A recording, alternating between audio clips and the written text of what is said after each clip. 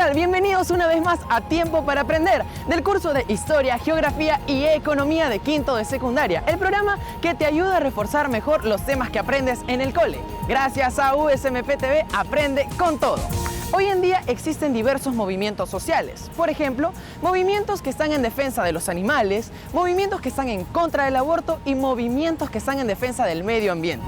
Por eso, el día de hoy vamos a aprender sobre dos movimientos sociales muy importantes, los movimientos indígenas y los movimientos antiglobalización. ¿En qué consistieron cada uno de estos y por qué deberíamos estudiarlos? Pues te cuento eso y mucho más en el siguiente video.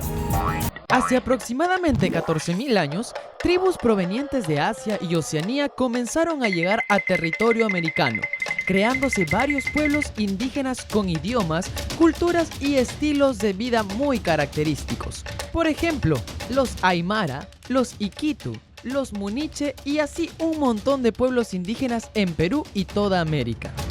En este pueblito vivieron mis padres, mis abuelos, bisabuelos, tatarabuelos, tatarabuelos y también mis tatara. Ahora, ¿sabes a qué nos referimos con movimientos indígenas? Los movimientos indígenas son aquellas agrupaciones que defienden los derechos de las personas nativas. ¿Defenderlos de qué o quién? Te cuento. A mediados del siglo XX, las poblaciones indígenas en distintas partes de Latinoamérica eran ignoradas por el Estado y en muchos casos sufrían el efecto de grandes fábricas que dañaban los hábitats naturales en su actividad de extracción de recursos naturales, contaminando ríos y el ecosistema en que estas personas vivieron desde siempre. Por eso, los grupos indígenas empezaron a reclamar dos cosas: reconocimiento jurídico y representación política. Reconocimiento jurídico quiere decir el reconocimiento formal de ese territorio donde siempre han vivido los indígenas, para que el Estado intervenga en beneficio de los pobladores. Y representación política, o sea, un líder que los represente, los apoye y luche por sus derechos como indígenas. En países como Ecuador y Bolivia, el movimiento indígena ha alcanzado tal reconocimiento que llegó a influir en la política de estos países. Por ejemplo, la elección de Evo Morales, actual presidente de Bolivia, ha sido el ejemplo más representativo del movimiento indígena. Evo Morales fue elegido 3 veces como presidente de Bolivia y se le considera el primer mandatario de origen indígena de ese país. Es líder del partido Movimiento al Socialismo y en su gobierno propuso transferir poder al pueblo indígena, hacer una justa distribución de las ganancias obtenidas por la exportación del gas natural y propone continuar con el cultivo de la planta de coca, pues es considerada como parte de la cultura ancestral. Durante los siglos XVI al XIX, que duró el periodo de la colonia española, se consideró a los nativos indígenas como parte de una raza inferior a la de los extranjeros. ¿Puedes creerlo? Luego de la época de la colonia, con la llegada de la República a los países sudamericanos, se creyó que las cosas mejorarían, pero no. Por ejemplo, alucina que en Argentina se llevó a cabo una campaña de exterminación de indígenas. Sí, lo escuchaste bien. Exterminación de indígenas liderado por el general Julio Argentino Roca. Él consideraba a los nativos como salvajes y con el fin de mejorar la raza, fomentó la inmigración europea y a exterminar a los nativos.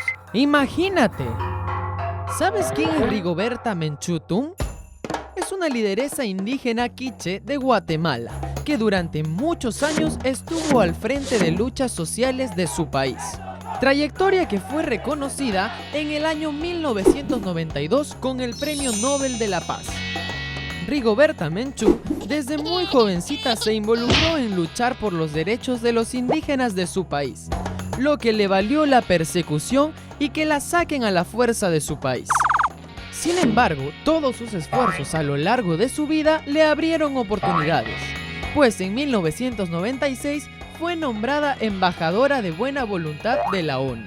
Además, cuenta con más de 30 doctorados honoris causa y ha recibido decenas de reconocimientos nacionales e internacionales. Probablemente, Rigoberta Menchú es la guatemalteca más conocida internacionalmente. En Brasil, entre los años 1970 a 1985, hubo un serio problema. Gran cantidad de territorios eran adueñados por minorías de la clase política y adinerada de Brasil, mientras que una menor parte de tierras era para los campesinos. Esta injusticia impulsó la creación del movimiento de los trabajadores rurales sin tierra, donde los pequeños campesinos de todo el país se organizaron para reclamar y luchar por una justa repartición de tierras. Es lo justo, y yo también quiero mi tierra. Recuerda que los movimientos indígenas son la defensa de los derechos de las personas nativas que han habitado en esos lugares muchísimos años atrás, incluso antes que existieran los países. Y como siempre ha ocurrido las injusticias, la violencia, el racismo y las ambiciones, muchos de estos nativos fueron maltratados. A causa de esto surgieron valientes líderes como Rigoberta Menchú en Guatemala. Bueno, ahora vamos a aprender sobre otro movimiento mucho más grande, que es el movimiento antiglobalización. ¿Cuánto conoces de este tipo de movimiento? Ahora vamos a aprender mucho más en el siguiente video. Por medio de la globalización, el intercambio de productos, información e incluso personas de un país a otro es posible, ya que la globalización ha convertido el mundo en un lugar cada vez más cercano. Sin embargo, hay mucha gente que no está contenta con la globalización y conforman el gran movimiento de antiglobalización. Estos grupos comparten una ideología progresista y se oponen al neoliberalismo. Tranquilo, Henry.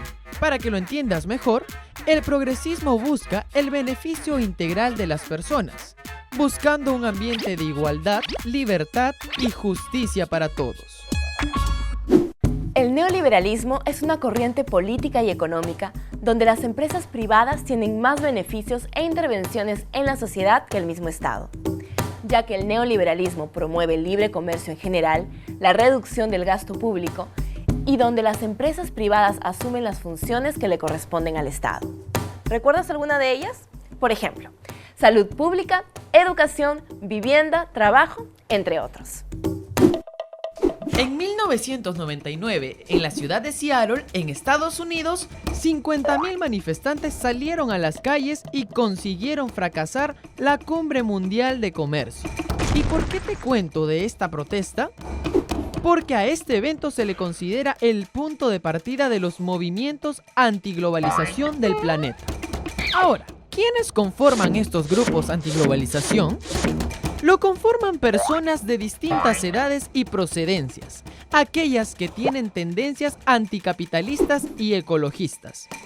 Por supuesto, también están incluidos pacifistas, indigenistas, feministas, animalistas, etc. Y también lo conforman algunas organizaciones no gubernamentales, como Intermón Oxfam, colectivos como el Movimiento por la Justicia Global, el Foro Social Mundial, el Movimiento de la Resistencia Global y muchas personalidades individuales. A partir del año 2001, los principales grupos antiglobalización se reúnen una vez al año en el Foro Social Mundial. Este foro es un espacio de encuentro de reflexiones, formulación de propuestas, intercambio de ideas y debates sobre el neoliberalismo, el imperialismo y el dominio del mundo por el capital. Ahora es tu turno. ¿Qué exigían las poblaciones indígenas del siglo XX? Reconocimiento jurídico y representación política. Intervención de las empresas privadas. Intervención del Estado para el crecimiento económico. Desde la época de la conquista, muchos grupos indígenas habían sufrido maltratos y persecución. En la época de la República, las cosas no mejoraron mucho. Por eso surgió la necesidad del reconocimiento jurídico y líderes que defiendan los derechos de los indígenas. ¿En qué consiste el neoliberalismo? Total autoridad del Estado para intervenir en la economía del país. Corriente política y económica con mayor intervención de las empresas privadas. Aumento del gasto público en salud, vivienda y educación. El neoliberalismo consiste en otorgar mayor libertad a las empresas privadas para realizar sus funciones comerciales y donde el Estado disminuye la inversión en el gasto público. ¿De qué están en contra los movimientos anti-globalización? A la contaminación ambiental e impacto a la ecología, al abuso de autoridad de las empresas privadas, a las consecuencias económicas del neoliberalismo. Los movimientos anti-globalización tienen tendencia anticapitalista y neoliberalista, porque consideran perjudicial que las empresas privadas tengan mayor libertad y control de la economía que el mismo Estado. Hoy aprendimos que 1. Hoy aprendimos que se les llama indígenas o nativos a las personas que habitaron hace miles de años algún territorio, muchísimo antes que se crearan los países. Por ejemplo, en Sudamérica habitaron personas provenientes de Asia y Oceanía aproximadamente 14.000 años atrás. Por eso a estas personas se les conoce como indígenas. 2. Los movimientos indígenas surgieron en el siglo XX con el propósito de defender sus derechos, obtener reconocimiento jurídico y representación política. Y en Sudamérica, los líderes indigenistas más importantes son Rigoberta Menchú de Guatemala y el actual presidente de Bolivia, Evo Morales. 3. En Brasil, la mitad del territorio pertenecía al 1% de la población, lo cual motivó a miles de campesinos a crear el movimiento de los trabajadores rurales sin tierra. Su lucha trajo resultados, creándose políticas públicas que benefician a los más pobres. 4. En Argentina se vivió una cruel persecución de indígenas por parte del general Julio Roca en 1878. Según el pensamiento político elitista de la época, consideraban a los nativos como una raza inferior. Por eso se emprendió la exterminación de nativos y se fomentó la inmigración de europeos. 5. Los movimientos antiglobalización se oponen a las consecuencias económicas del neoliberalismo y comparten una ideología progresista.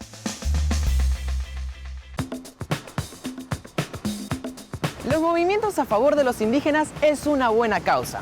El hecho de que mantengan costumbres y una tradición milenaria no les quita el derecho de vivir dignamente. Y tampoco nosotros podemos considerarlos inferiores por una simple razón. Son seres humanos como tú y como yo. Ahora esto va para ti.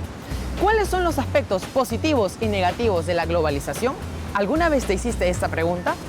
Bueno, la globalización es un hecho inminente, o sea que va a ocurrir sí o sí, ya que es un aspecto de desarrollo económico y social. Pero la globalización también tiene otro rostro, y como siempre digo, averigua, pregunta y saca tus propias conclusiones. ¿Sabías que?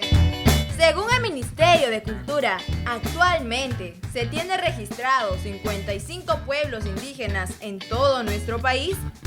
Sí. Y de todas ellas, hay 21 lenguas nativas en peligro de extinción, pues van quedando muy pocas personas que usen estos idiomas nativos. Por otro lado, en 1975 se reconoció al quechua y al castellano como lenguas oficiales del Perú. Ahora ya lo sabes. Actualmente existen muchos tipos de movimientos y organizaciones dedicadas a defender diversas causas. De hecho, que hay movimientos que merecen la pena apoyar, como aquellos que luchan contra el maltrato de los animales o porque hay una mejor distribución de los alimentos en los pueblos de nuestro país. Espero que el capítulo de hoy te haya ayudado a comprender mejor sobre los dos movimientos más representativos de Sudamérica.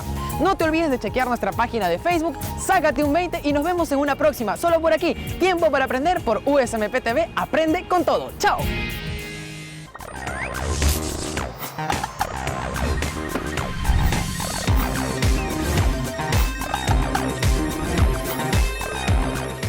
En el próximo capítulo aprenderemos más sobre la configuración política de Latinoamérica.